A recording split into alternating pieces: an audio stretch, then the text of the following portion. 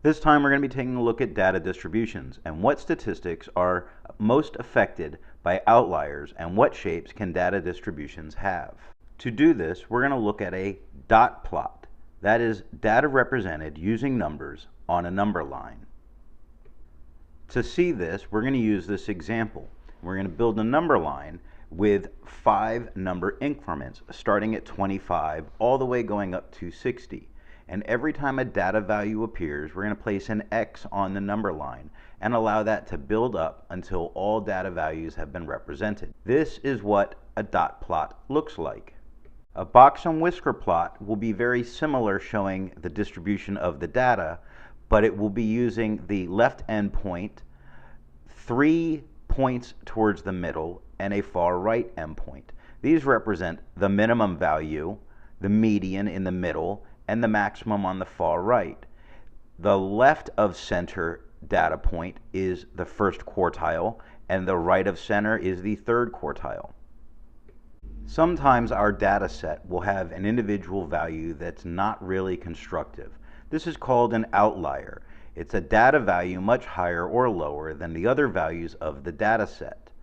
We need to have a way to identify if an outlier truly is, or if it's on the edge and it belongs within our data set.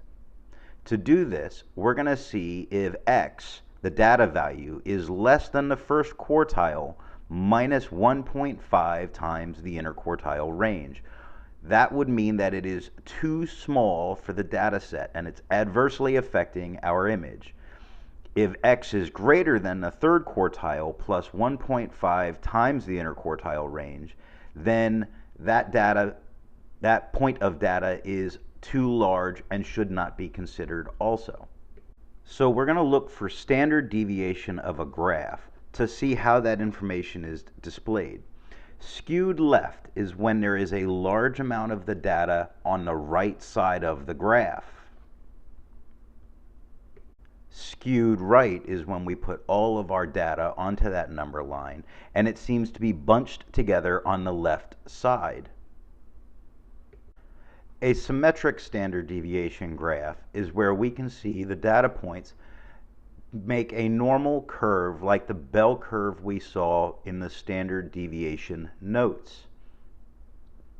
It is noteworthy, however, that the standard deviation graphs of a skewed left and skewed right, they move in the opposite direction of their name, so they're counterintuitive in that way.